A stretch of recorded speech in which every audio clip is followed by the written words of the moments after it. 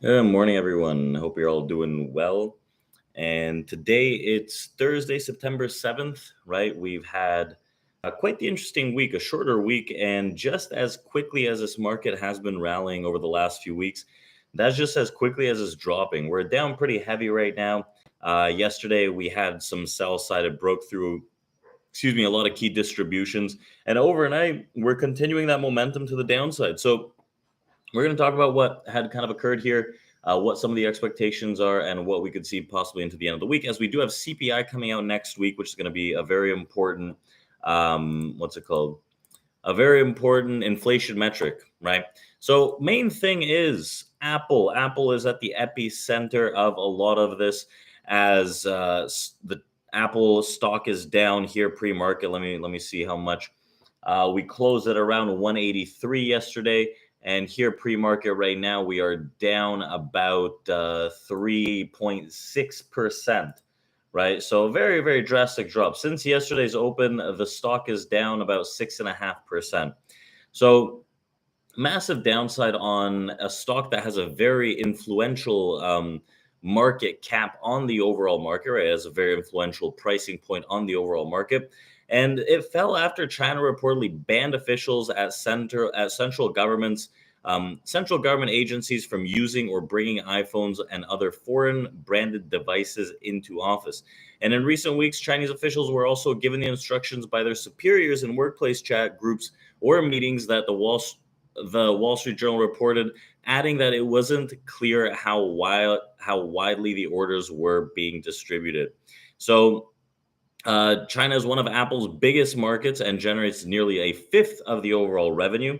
And a lot of analysts came out on Wednesday and reported that the move showed Beijing was not willing to spare any U.S. company in its push to reduce dependence on American technology. Even Apple isn't immune necessarily. In China, where it employs hundreds of thousands, if not more than a million workers to assemble the products through its relationship with Foxconn. So this is what DA Davidson analyst Tom Ford said. And also, this should inspire companies to diversify both their supply chain and customer concentrations to be less dependent on China in the event that tensions do get worse. And we saw that this latest restriction, right, by China mirrors similar bans taken in the U.S. against Chinese smartphone maker Huawei Technologies and TikTok as well, which is owned by China's BitDance. So we've seen it, right? We've seen the recent massive downside movement in Apple that was enlarged due to this news that came out, putting downside pressure on the overall market, right? Generally, the market has been holding a stronger offer in the past few days, but this does solidify a lot of that in those tensions where we've seen that the overall S&P, the futures slipped how much? A decent bit, actually. Let's just take a look here quickly, but the S&P is down from its peak, right? The peak in and around that 45, like 50 region. We're down about 2.5%, nothing insane, but quick downside movement in just 3 back-to-back red days overall, right? So we're going to see how today shapes up, but this downside pressure is very strong. There is some other tech news, right? Google has introduced a new policy that will mandate political advertisers to prominently disclose when their ads contain AI generated material in an effort to increase transparency and curb in the spread of inauthentic content. The mandate will go into effect in mid November, a year ahead of the US presidential and congressional elections. And the move comes a week before top tech executives are scheduled to meet Senate Majority Leader Chuck Schumer in Washington to discuss AI regulations, including Alphabet CEO Sundar Pichai and Meta CEO Mark Zuckerberg. So on the other side of the pond, Europe has already called on online platforms to label AI generated content, which will also step be a step backed by the majority of just general public, realistically. So there's not too much today, other than this mass bearishness that has been plaguing this market. Right now, we did have initial jobless claims this morning, productivity costs, right? Some stuff like that. We have EIA, petroleum inventories, natural gas coming out today, and then we have some Fed speakers into the end of the day, starting at 3:30 p.m. Fed Williams goes over a speech, Bostic as well, and then we have the Fed's balance sheet. And then Bostic comes in at 7 p.m. in the evening to talk more.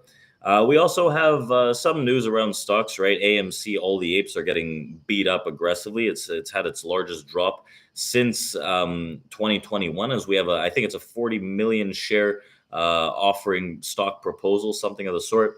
And all these apes are in turmoil. I think a lot of people are starting to realize that this is something that's not really coming back. But in terms of news on where we stand in the market, the game plan in the market, yesterday, I was looking at the 4480 region as a target, 82, 84 on the S&P 500 futures. We dropped, we reoffered it very well. And we even reoffered the 4470, 72, which was another downside target. That area held extremely well, printing a lot of volume on the overnight session. And since then, we're down, I'd say almost 40 points, right? 30 odd, 35 points, something of the sort. So right now, as it stands, we've officially entered a distribution block to the downside. That area into the high 50s, 4450s, high 4455s, something like that should hold as a key resistance. Before we get to that level, there's levels at like mid 40s, and there's also a massive support between 4429 and 33 or so, which I suspect would hold for a temporary bounce, right, where we could see a little relief rally in the market as the market opens. But I think those rallies are probably going to get sold, as there's unique bearishness in this market. And we could see a larger downside slip into CPI that comes out next week. So we'll see how that shapes up. We're going to open up our live trading room with our traders in a few minutes here. And come check that out if you're interested. We had some great moves and opportunities yesterday. And if you want more, right, check out community.tradeproacademy.com for our free Discord, along with our website. We have a free futures course that's available to everyone on our website if you go and check that out. So we'll see how this shapes up today. Realistically, I think the sell does continue. Yesterday, overnight, we had a chance. All this news came out. Bearish event sparks this. I think that there is a decent bit more downside to come. Relief rally Friday, right? That's a possibility. But generally speaking, we've been moving through distributions to the downside. And if we close under 4430 today, I think that 4,300 is in close proximity, right? I don't mean 4,390. I mean 4,300 even, and potentially even lower in this market. So we're at a cyclical point where we should be somewhat have seen a rally into the middle of this month before we start to see a sell-off. But apparently, right, sellers had different plans. So we'll see how this shapes up. I'll see you guys tomorrow to wrap up the week on a short week. And I think that Monday, once we come back on a full week in September, we'll start to see volume and volatility start spiking again as everyone is getting back to their desks. So thank you for joining me today. Enjoy, and check us out at TRADEPROacademy.com.